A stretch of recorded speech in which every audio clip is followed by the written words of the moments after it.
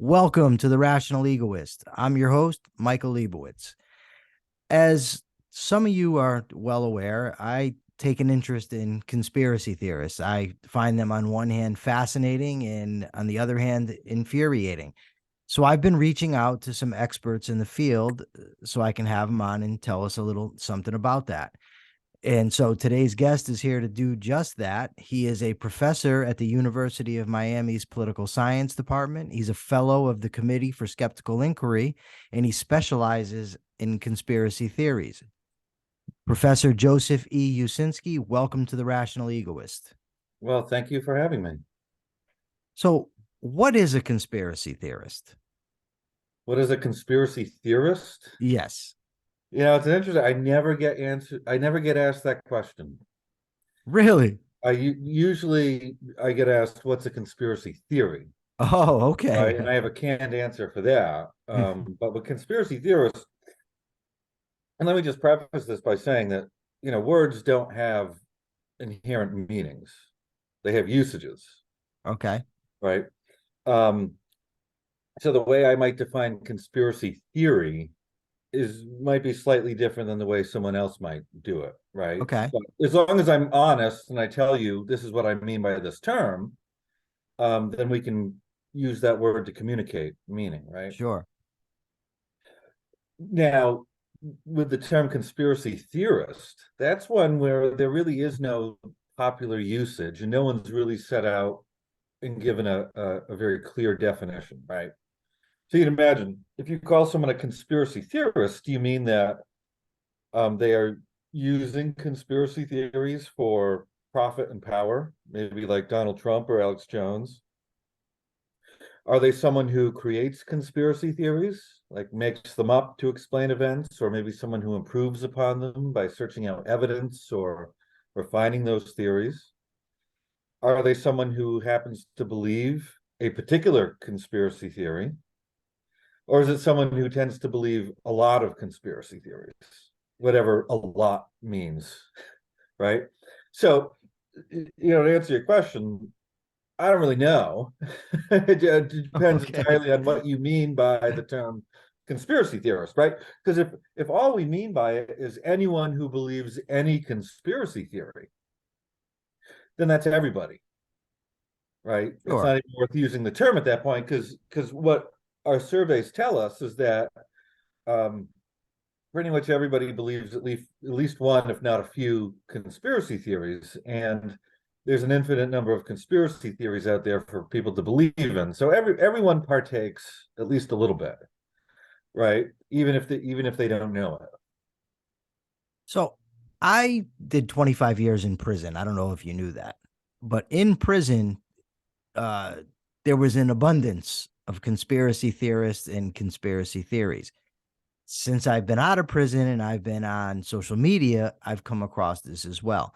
The way that I would define a conspiracy theorist is somebody who believes in multiple widespread conspiracies that go against the conventional accepted belief.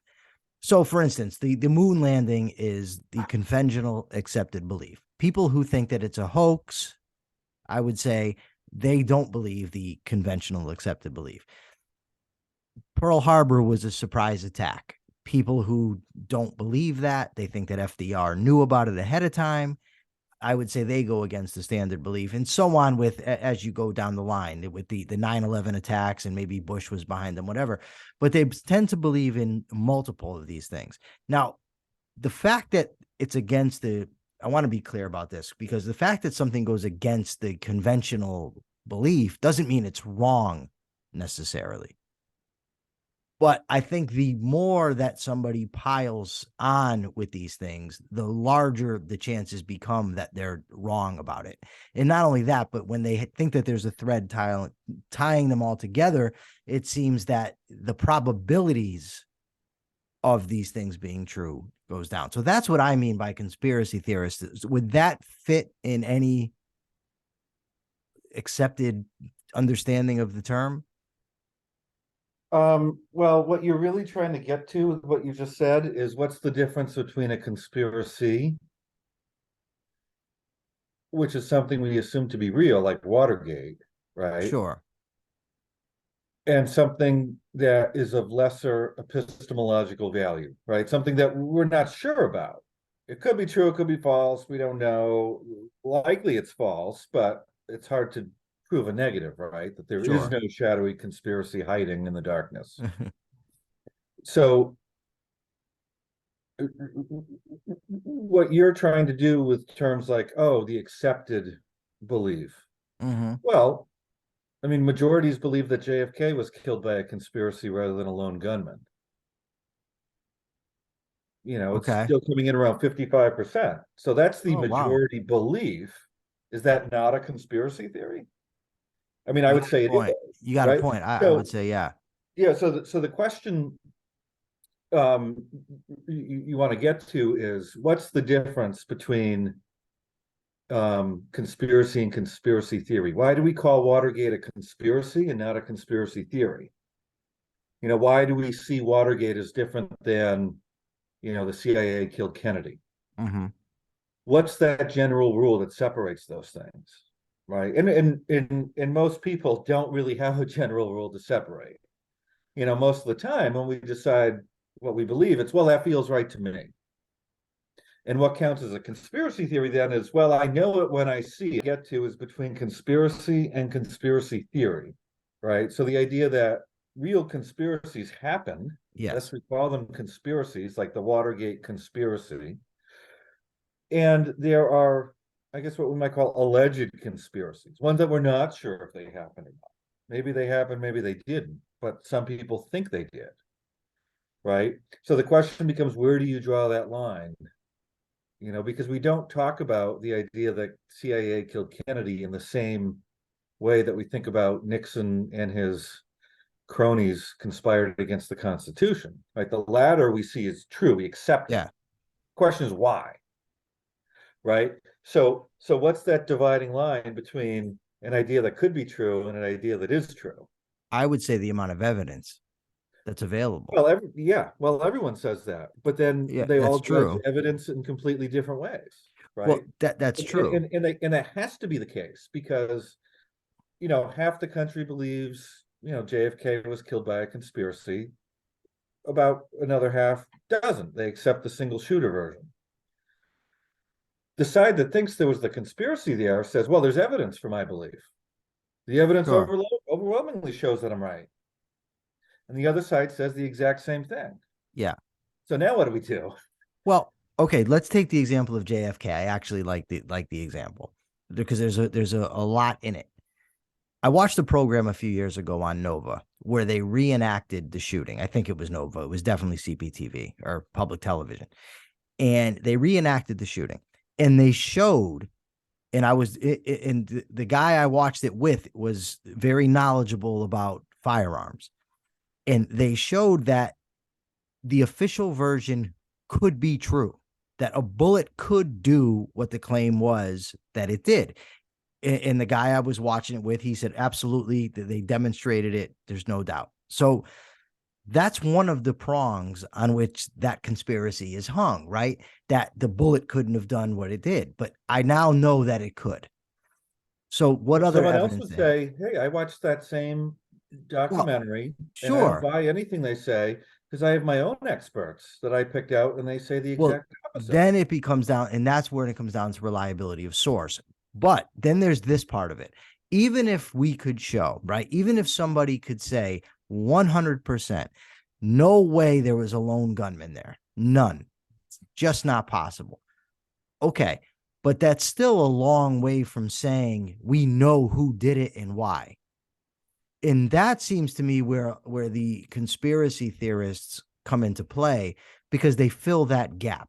What they don't go as far as saying this happened or this didn't happen. They then provide an explanation for what happened, and that to me is one of the biggest, if not the biggest problem. So, do you? Well, how would you define conspiracy theory? Do you think that there is? Do you think it's a non-concept that it's not really a thing? No, it's a thing, right? But it's just that everyone defines it differently. And then everybody sort of has their own standard for what counts and what doesn't. Right, because usually it's not the evidence that matters. It's people who adopt ideas that feel good to them based on what they Yeah. already believe and who they are. Evidence comes later, if at all. Right. So let's put aside that idea of a conspiracy theorist who's out there gathering evidence, because that's a very small number of people, right? Okay. Most of the people who believe JFK conspiracy theories are not gathering evidence, right? They just, yeah, it was a conspiracy, and I'm pretty sure of it, because it feels right. Um, they may proffer some evidence, but it's unlikely that they were gathering it themselves or doing ballistics tests at any Yeah, point, sure. right? So the question really becomes, where do we draw the line between conspiracy and conspiracy theory, right? Because if we don't do that, then everything is just sort of an alleged conspiracy. Yes. And the idea that the moon landing was faked is on equal ground with the idea that we're ruled by lizard people, is on equal ground with the idea that Watergate happened, right? So to me, when someone says define conspiracy theory, this is how I do it. It's a allegation in which a small group of powerful people are working in secret for their own benefit against the common good, and in a way that undermines our bedrock ground rules against the widespread use of force and fraud. Okay. And further, this explanation has yet to be supported by appropriate groups of experts with open data and evidence that could be refuted by anyone if they wanted to. Right. So my definition leaves open the possibility that any conspiracy theory could be true.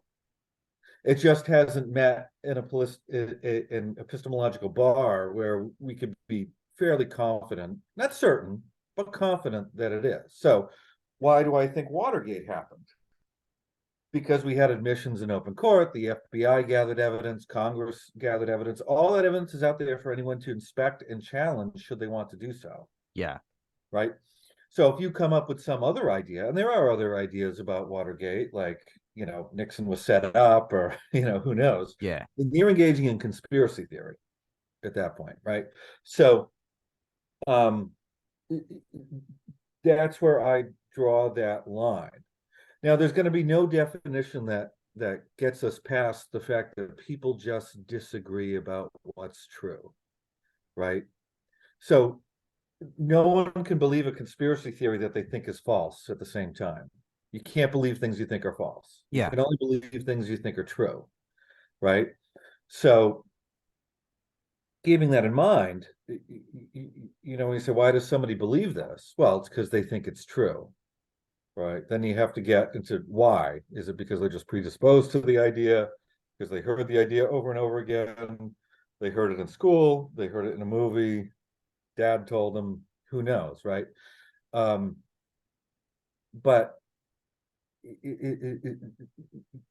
we have to get past the idea that somehow, these ideas are just inherently better evidenced than others, and that normal people can judge that, because we can't. Right. Like if you said to me, I think that, the ballistics report says that Kennedy was killed by a conspiracy. Well, I can't judge that. I don't know anything about ballistics, and I wasn't there in 1963. I haven't read the documents. I have no expertise in that. Right. So having some bit of intellectual humility leads me to say, well, I'm going to listen to the experts who gathered all the data and put out the reports, and sort of Right. go with that. I like what you just said. A guy the other day, maybe a week or so ago, said to me, "Oh, so you believe COVID is real, huh?" And I said, "Well, I was in prison with guys who died from it." He said, "Well, how do you know they died from that and not the flu?" And I told him, I caught it immediately. And I said, "See, therein lies the problem." I said, "You don't know how to diagnose a flu. You wouldn't know what it looks like under a microscope. Would have no idea even that there was such a thing as a flu unless an expert told you. But an expert is what I'm relying on to believe that COVID exists. You're just saying, no, I'm going to draw the line here for an arbitrary reason and say it's the flu." But it's like when someone tells me about what's happening in another country and they say, "Oh, this is what's really going on over there." I've never been to the Middle East. I'm relying on books I've read and footage I've seen to believe there's such a thing as a Middle East. It's like you said, I have no direct evidence of it. In life, we ultimately have to rely on sources outside ourselves if we're going to learn anything beyond our immediate experience. And then it's incumbent upon us to decide or figure out who are the reliable sources. Yeah, and even then we'll still disagree, right? Sure. I mean, there's It's honest disagreement and there's dishonest disagreement, though. well, there's honest disagreement too, right? Like Sure. Yeah. when people say I believe conspiracy X, I take them at their word that they really do believe it. And the thing is, they may have their own experts that they listen to that they trust. And I say, well, I have these experts. And they say, well, they're not reliable. I know they're lying, right? But everybody picks and chooses for themselves, right? So there's what should happen. People should listen to appropriate experts, but then there's what does happen, which is people listen to people who they trust, which are usually people who are telling them what they already believe, Yes. right? And everyone's very picky and choosy with it. So you brought up your this guy who denies COVID. So what's interesting with this is that there are people who say, well, I don't trust the doctors. You know, I think COVID's a lie. And then if they break their arm, the first thing they're going to do is go to the doctor. Yeah. And as much as they hate big pharma because they are poisoning the vaccines, they don't seem to have a problem with big plaster. So when you go to put a a cast on somebody's arm, no one's saying, I don't trust those guys at big plaster. Yeah.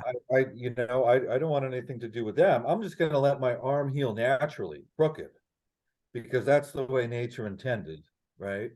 Because these guys at big plaster, they're just pushing things and they shouldn't be trusted.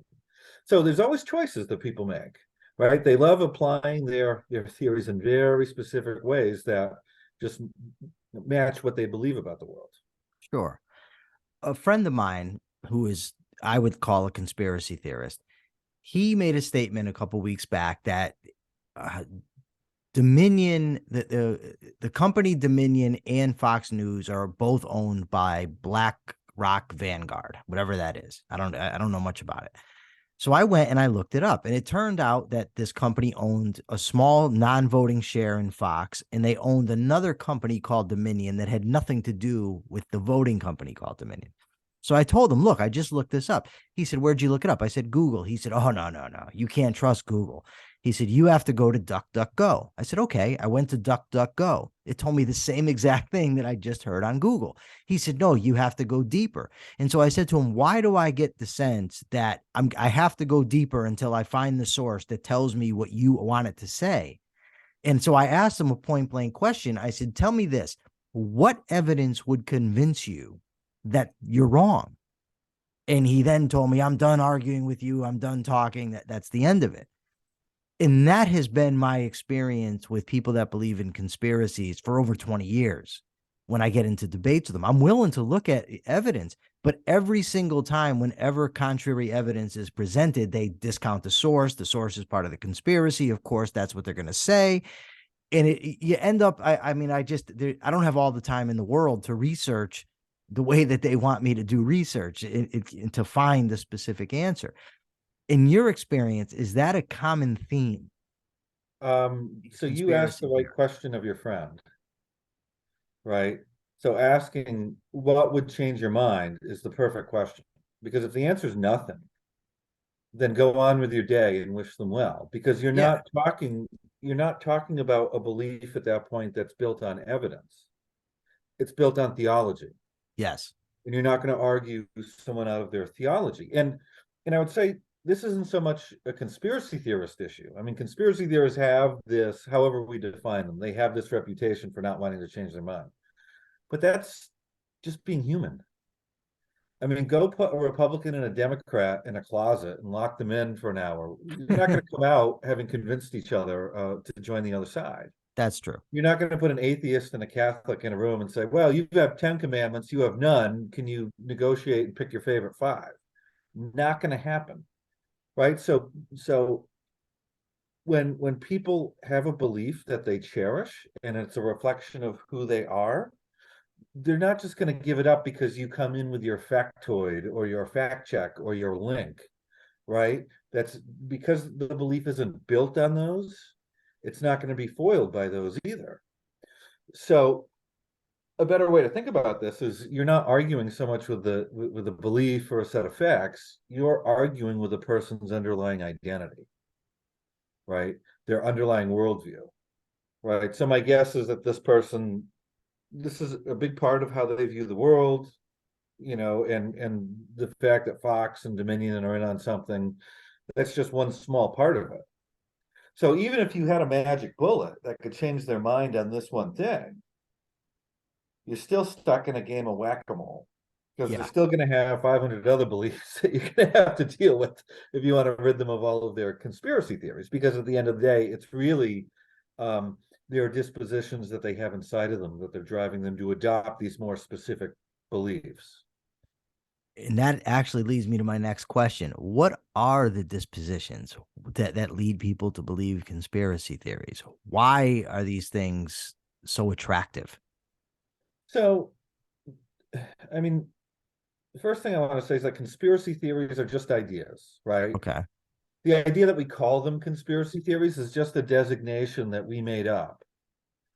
Maybe around 150 years ago, I think the concept was sort of created. Because before that, it was just, oh, well, you have a theory that alleges a conspiracy. I have another theory that alleges a demon. I have another one that says the butler, right? So, and those will all just be theories, right? But at some point, people started making a distinction between theories that allege something other than a conspiracy and conspiracy theories, right? So with that in mind, the way I think about it is these are just ideas like any other, and they appeal to people the way other ideas appeal to people. The people adopt them if they match how they already see the world, right? So generally, people don't believe all conspiracy theories. They tend to believe some. And which ones do they believe? The ones that usually accuse people they don't like of conspiring. So Republicans point the finger at Democrats and vice versa. Yeah. So if we were to sort of boil this down, what I see is the most important factors driving this. And keeping in mind, there's a similar set of factors driving all beliefs, right? Sure. Um, if someone is inclined towards conspiracy theories to begin with, meaning that they get up in the morning, look out the window, and the way they view the world working is a bunch of powerful people scheming behind the scenes, if that's their general disposition, then anytime they run into a conspiracy theory, they're going to say, yeah, that makes sense to me, right? Because that's how the world works to them. And then you could take all their other dispositions, like their partisanship, their racial identity, you name it, all their other group belongings and identities. And those sort of determine who they're going to accuse of conspiring and who they won't accuse of conspiring, right? So, like I said, people tend to accuse the other group of conspiring and their group of being the victim. Is there an escape from this? I mean, I understand what you're saying, right? People are attracted to certain ideas, but since the scientific method came about, since the Enlightenment, we tended to rely on evidence, reason.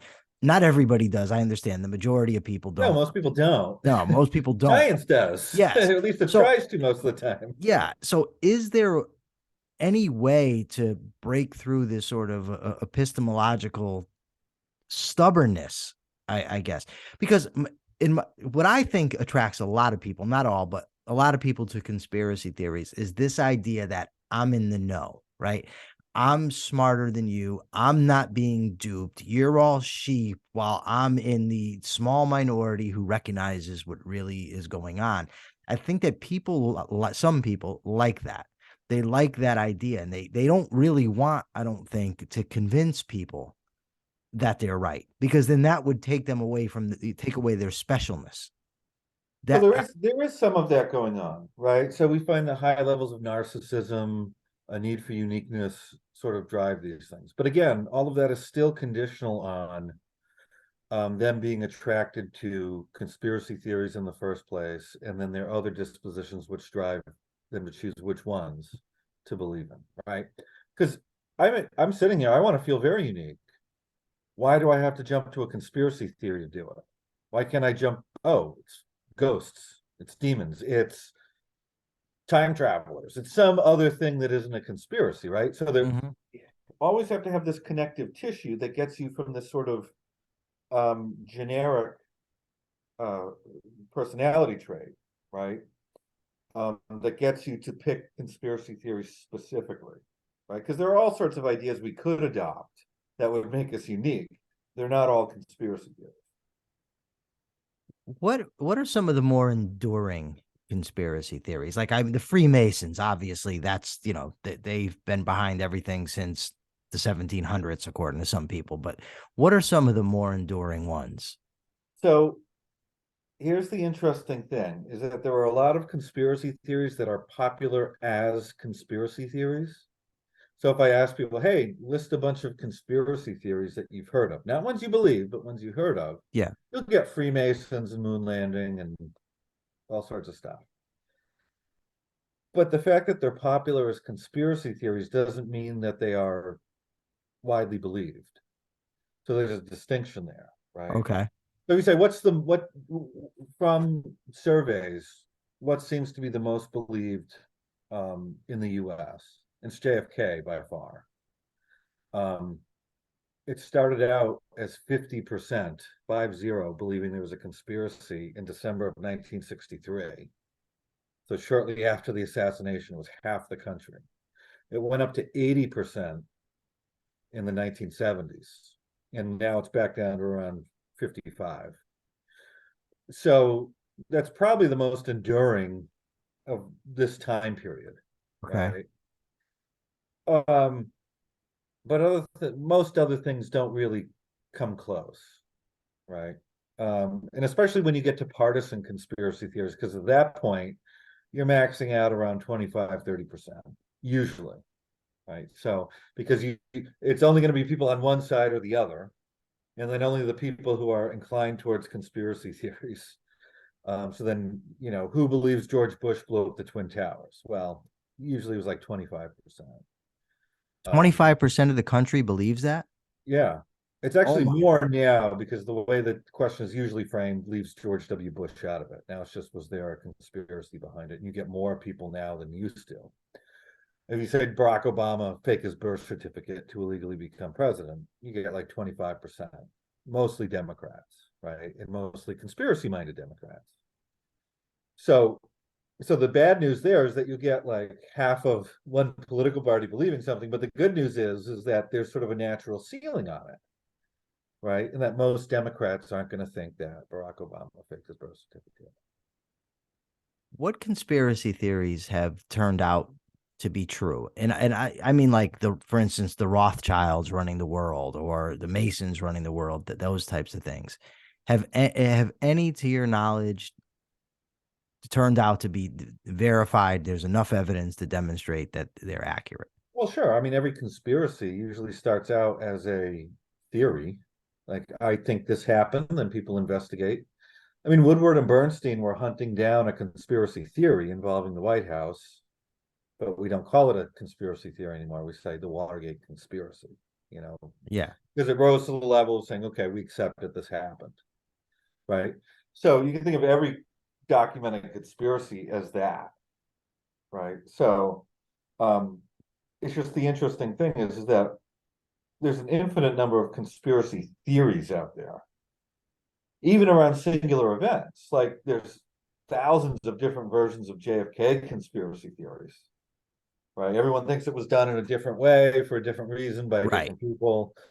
Um, so in that sense, most conspiracy theories are going to be wrong because many of them are just, even if one's true, that one's incompatible with so many others that those other ones necessarily have to be false, right? Yeah. So, and the thing too is generally when we're calling something a conspiracy theory, it's this hasn't been either this hasn't been evaluated by the appropriate experts yet, or it has and found to be wanting. So in which case, the likelihood of it becoming true is generally pretty low. Not impossible, not zero, but usually pretty low. something that I'm told frequently is that over the last few years, the conspiracy theorists have been proven right over and over again. And I say, well, what examples do you have? And they say the election was stolen, the vaccine wasn't safe, people are dropping dead from it. And what I'm noticing is it's been proven to your circle. It hasn't been proven in the way that we normally associate the word proof. You and your, I don't know, I want to use the word friends, but same people that have asserted them are the ones who accept them, and then they say, look, it's been demonstrated. To And them. so, Yeah. yeah, a woman told me this morning, well, you've got to watch 2000 Mules, this Dinesh D'Souza. And I asked her, I said, well, tell me this. How do you assess the credibility of a source? And she said, the source doesn't matter. Facts are what matters. And I told her, okay, suppose I told you that everything you just said is false. And I know that's the case because my neighbor wrote a report on it. What would you say to that? She said, well, I know that's false, so it has nothing to do with the source. She says, I know these are facts. And I said, well, neither you nor I have experienced these things firsthand, so we have to rely on sources. We have no choice in the matter. So how are you judging? Because if you don't have a criteria to judge sources independently of what that you want them to say, then you're just accepting what you want to say. You're not saying, I believe source A because they've got a long track record of telling me the truth. You're saying, I believe source A because it coincides with what I already want to believe. Yeah. It's I know it when I see it. And that's it. That's the decision rule. It's true because it feels true to me. Yeah. Right. And that's how people operate. Right. That's very normal. We are always making decisions about what's true and what's not. It's just conspiracy theories are always about things that are far away, the things that we're not observing directly, and usually things we couldn't possibly observe directly because we're alleging that these things take place in secret anyway. Right. So it's always people sort of guessing, and those guesses are always biased in the sense that they favor what we already believe. So this person you're talking to, that's normal, right? Like she likes Dinesh D'Souza. Why is she listening to him? Well, because he says what she already believes in. Sure. So asking anything else just isn't going to get you that far. And normally, once you're at the point where you're watching D'Souza videos, it's sort of, you're already selecting into Sure. particular narratives because you agree with those narratives, right? Yeah. No one says, hey, I'm going to go watch Dinesh D'Souza because I don't know what he's going to say. No, you're picking him out because you know what he's going to say, and Yeah. that's what you want to hear. Sure. Something I always found funny when I was in prison is guys would read books like Behold the Pale Horse, and where there's all these forces that are controlling everything in the world. And I used to say to these guys, okay, so there's this group of men out there and they control economies, when economies crash, when they surge. They determine who's getting elected, who's not, when wars start, when wars end. They have that much power, and yet they can't stop a guy in prison from reading about it. Like, it defies logic. And I guess what you're saying, what it boils down to is most people aren't logical, right? Yeah. Well, Does that? no one reasons their way into conspiracy theories, usually, or to any other idea for that matter. That's not how people think. I mean, we're not a bunch of Dr. Spocks walking around like, I will gather evidence first and then come to a conclusion. That's not people, right? I mean, that's the scientific method. But the reason we had to come up with the scientific method and sort of work on it and build it over time was because that's not how we normally think, Right. right? How we normally think is, well, I have some feelings about the way the world works, and I'm going to accept ideas that match with that, right? Very few people want to be challenged with anything, in the sense that if you're on one side of politics or the other, you don't want to listen that badly to the other side unless Yeah. it's, listening to them being a punching bag. So That's a lot more comfortable, I suppose. Yeah. yeah, and a lot of information seeking is seeking gratification. Like I want to hear something that's going to make me feel good. Why am I listening to conservative talk radio? Because I'm a conservative, and they're going to tell me things that make me feel good about the beliefs I already have in my identity, right? So we shouldn't think of people as, they're rational adopters of ideas when things hit a certain piece of evidence, right? So, I mean, that's the thing. I think with prison too. I mean, conspiracy theories are often adopted by people to explain their circumstance, and particularly if they're in a vulnerable or powerless situation, Yeah. conspiracy theories are going to help them explain that, right? We see that in elections all the time. Who complains about the election? Rarely the winner. No. It's always the side that loses. Why? Because they lost. And it's not as easy to look in the mirror and say, well, we lost because our candidate wasn't very good and we didn't go out and mobilize our voters, and some of our issues are kind of stupid, and you know who wants to take responsibility when you just say, well, they cheated us, right? And that's quite normal. That's a very normal instinct for a lot of people. um, and you can expand this too. I mean, people who are worse off in society tend to believe more conspiracy theories than people who are much better off on average, right? How come I'm not rich? Well, forces are aligned against me. I'm being screwed. I'm being screwed. Yeah. So now it may very well be the case that a lot of people are screwed, Sure. right? Because that happens all the time. I mean, you can look at groups in society who have been um, clearly conspired against or abused. And in that sense, their belief that they have been makes perfect sense. It's probably rational, and there's probably good evidence to support it, right? Um, but you can, I mean, take a very well-educated, rich, white dude who's an American and has a lot of political power, let's say like Donald Trump. I mean, what's his basis for believing everything's a conspiracy, right? He's done incredibly well. Things are good for him. He's in power in all sorts of various ways, right? Between his wealth and his connections and political power and this and that.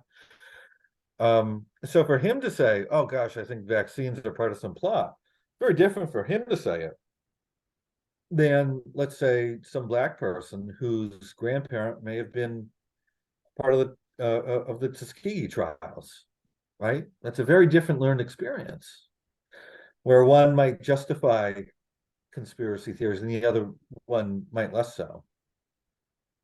Before I let you go, my friend who's not a conspiracy theorist, but he's come across a conspiracy theory that he's not convinced it's not true, so he told me to ask you about it. It's this idea that a plane didn't actually hit the Pentagon on September 11th. Have you ever heard of this?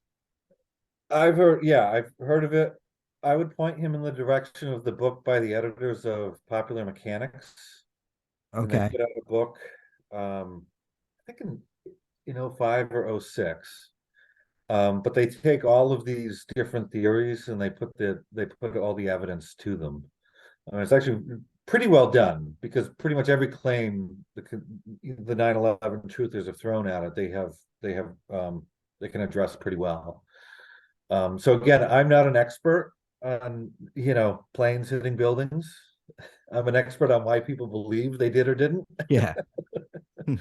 Um, but I would say this, my birthday is 9/11. I was in Manhattan for my birthday because I had Yankees tickets on 9/10 and 9/11. Um, After the towers were hit, I had the brilliant idea of, hey, let's go walk towards it, which I would not do now, knowing what I know. But I decided, because no one knew at the time, early in the morning, what was really going on. So I said, let's walk towards it. And I got pictures, right, of all sorts of things. In one of the pictures was of a U.S. military guy, because within only a few hours, the military had been deployed, and on every corner of every intersection in Manhattan, there was a guy with a machine gun from the military. And I was walking by one of these guys, and I pulled out my little Instamatic camera, which I don't even think they make anymore. Took a picture, and he said, "No pictures." So I took another picture. Now, I don't recommend that, especially when a guy with a machine gun says, "Don't take my picture." Yeah. But I took his picture. Again,